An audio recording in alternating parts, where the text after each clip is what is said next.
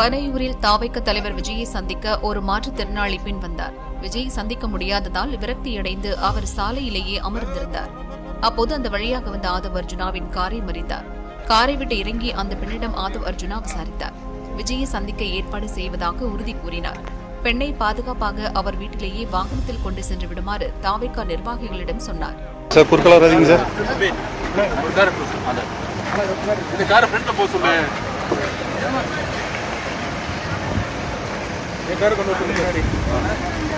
எந்த bus stand சொன்னீங்க? Railway station. எந்த பஸ் ஸ்டாண்ட்?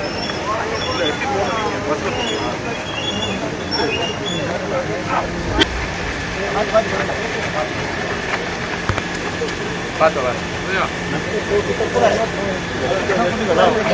அதை வேணா ரொம்ப நன்றிங்கண்ணா.